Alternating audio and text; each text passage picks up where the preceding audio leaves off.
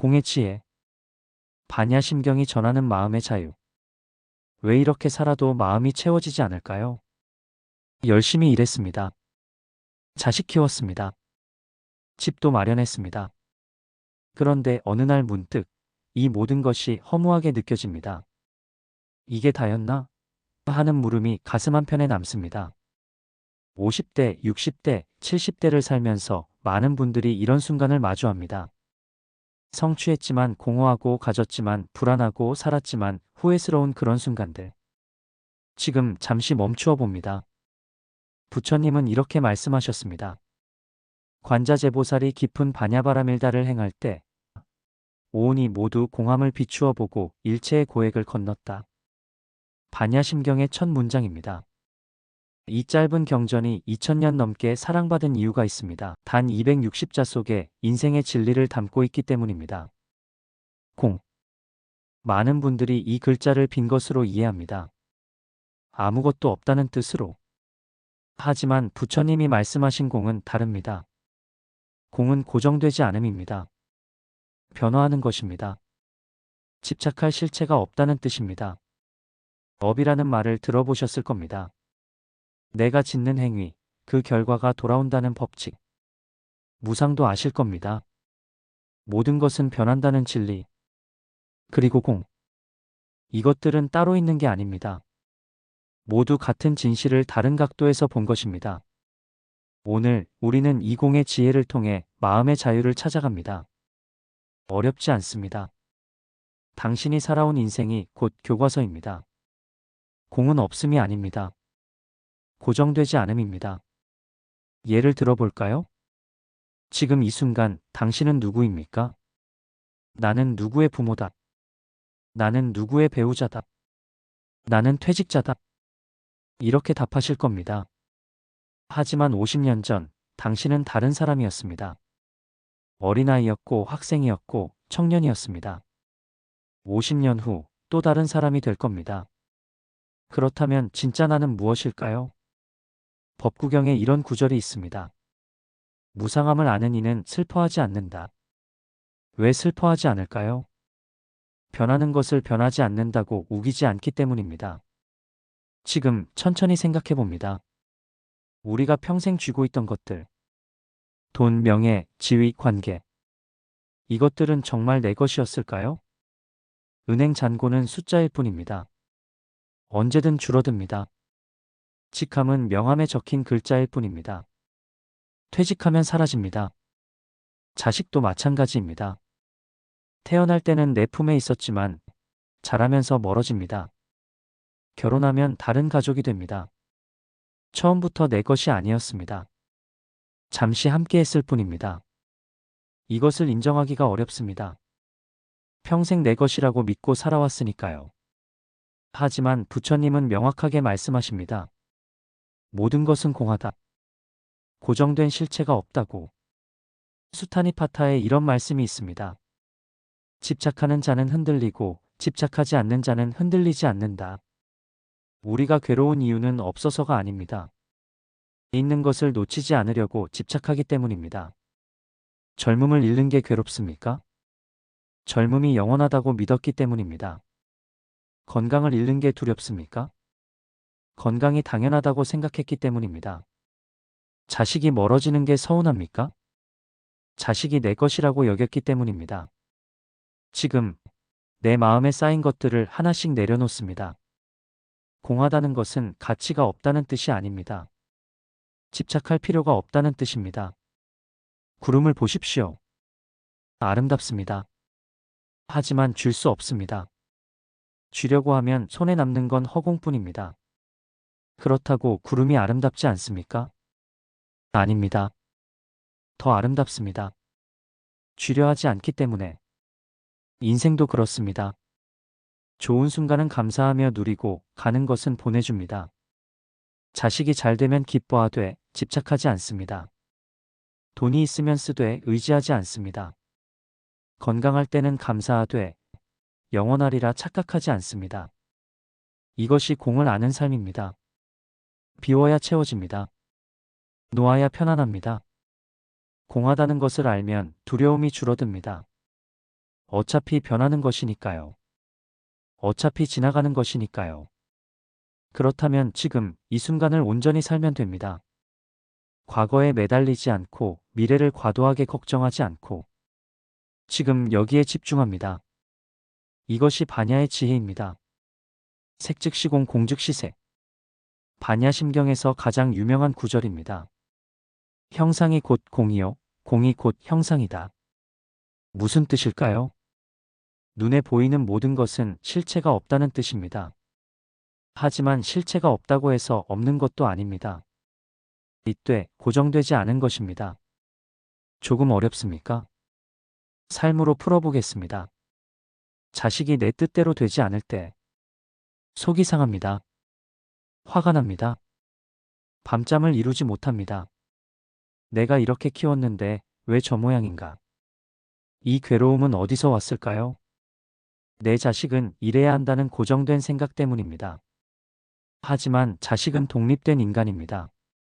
내 생각대로 살 이유가 없습니다. 이것을 인정하는 순간 괴로움이 줄어듭니다. 자식은 그대로인데 내 마음이 달라집니다. 이것이 색즉시공입니다. 배우자와 갈등이 있을 때도 마찬가지입니다. 결혼했을 때는 안 그랬는데, 예전에는 다정했는데, 과거의 모습에 집착합니다. 하지만 사람은 변합니다. 30년, 40년을 함께 살면서 어떻게 똑같을 수 있겠습니까? 나도 변했습니다. 상대도 변했습니다. 이것이 자연스러운 겁니다. 문제는 변하지 말아야 한다고 생각하는 내 마음입니다. 지금 잠시 멈추어 봅니다. 늙어가는 몸을 바라볼 때 거울을 보면 주름이 보입니다. 머리는 휘어지고 허리는 굽어갑니다. 예전처럼 움직이지 않습니다. 이것이 괴롭습니까? 괴롭다면 그것은 나는 변하지 않는다는 착각 때문입니다. 하지만 이 몸은 태어날 때부터 변해왔습니다. 갓난아기에서 어린이로, 청년으로, 중년으로, 노년으로 한 번도 멈춘 적이 없습니다. 지금도 변하고 있습니다. 이것이 자연의 법칙입니다. 법구경에 이런 말씀이 있습니다. 몸은 거품과 같고 신기루와 같다. 실체가 없다는 뜻입니다.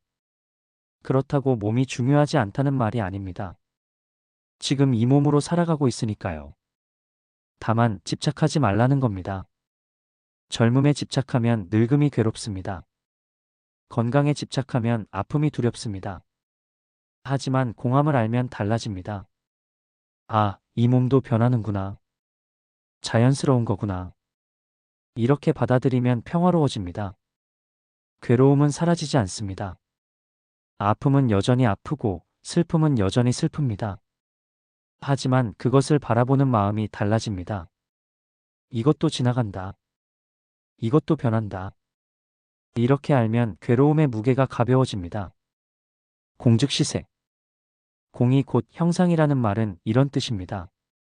비어있기 때문에 새로운 것이 들어올 수 있다는 것. 고정되지 않았기 때문에 변화할 수 있다는 것. 자식이 지금 방황해도 괜찮습니다. 언젠가 제 길을 찾을 겁니다. 배우자와 지금 갈등이 있어도 괜찮습니다. 시간이 지나면 또 달라질 겁니다. 몸이 지금 아파도 괜찮습니다. 아픔도 영원하지 않습니다. 모든 것은 변합니다. 나쁜 것도 좋아질 수 있고 좋은 것도 나빠질 수 있습니다. 그러니 좋을 때 교만하지 말고 나쁠 때 절망하지 말아야 합니다. 눈앞의 세상은 실체가 아닙니다. 그러나 실체가 아니기에 우리는 새롭게 볼 수 있습니다. 이것이 반야심경이 주는 위로입니다. 놓아준다는 것은 체념이 아닙니다. 이해입니다. 금강경에 이런 구절이 있습니다. 응무소주 이생기심. 어디에도 머무르지 않는 마음으로 마음을 내라. 어디에도 머무르지 않는다는 것은 무관심이 아닙니다. 집착하지 않는다는 뜻입니다. 사랑은 하되 소유하지 않는 것. 돌보되 통제하지 않는 것. 함께하되 의존하지 않는 것. 이것이 공을 아는 사람의 사랑입니다. 부모와 자식의 인연을 생각해 봅니다. 태어날 때는 하나였습니다. 뱃속에 품고 있었으니까요. 하지만 태어나는 순간 분리가 시작됩니다. 탯줄을 끊습니다. 그리고 점점 멀어집니다.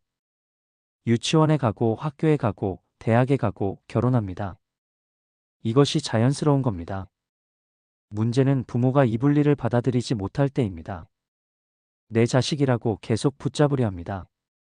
하지만 자식은 처음부터 내 것이 아니었습니다.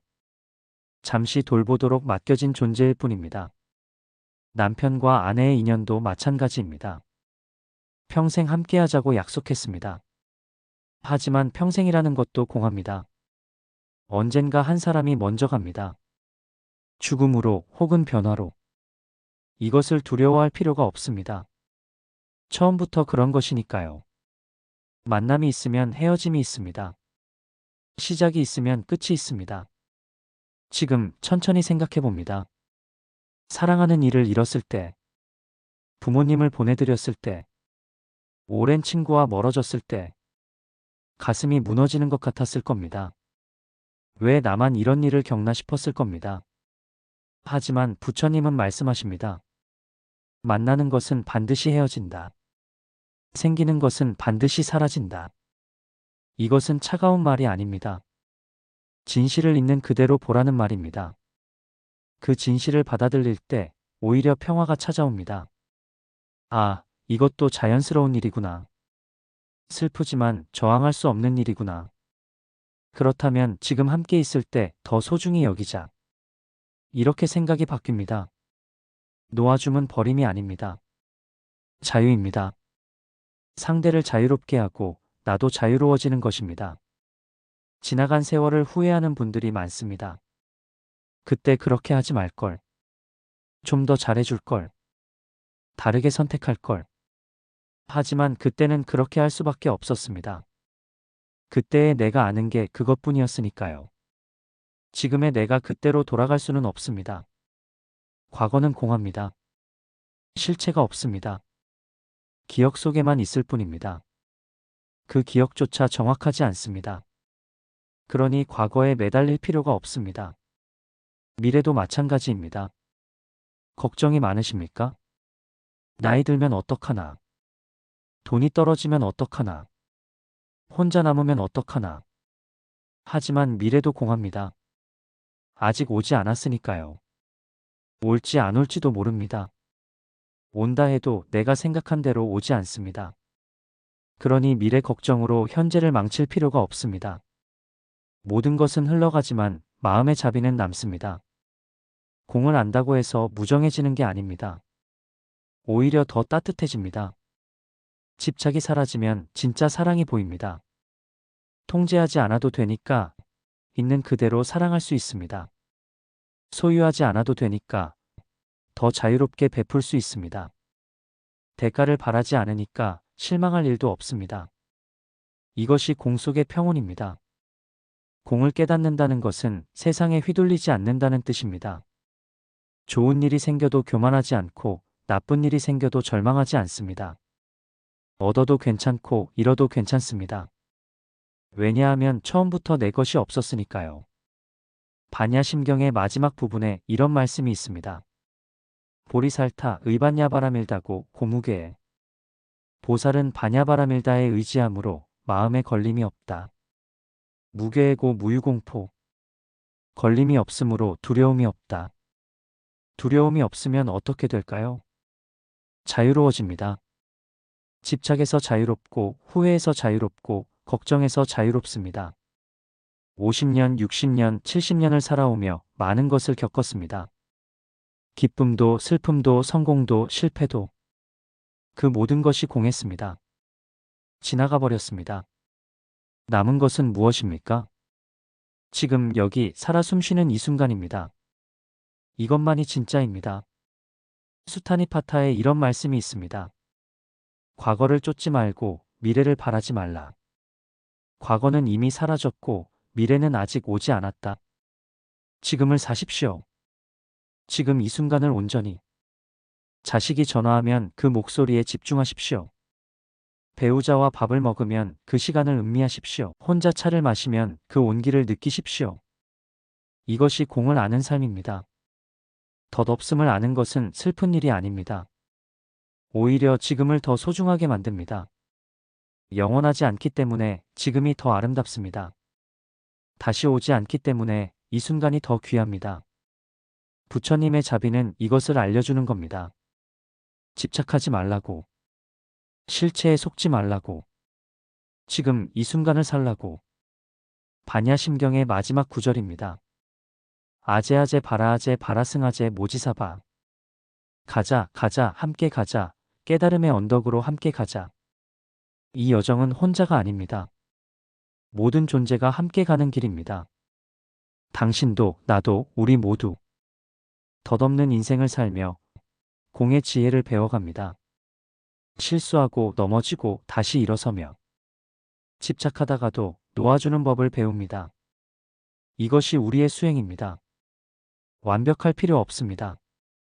공을 완전히 깨달을 필요도 없습니다. 조금씩 천천히 이해해가면 됩니다. 오늘 하나 놓아주면 내일은 조금 더 가벼워집니다. 오늘 하나 받아들이면 내일은 조금 더 평화로워집니다.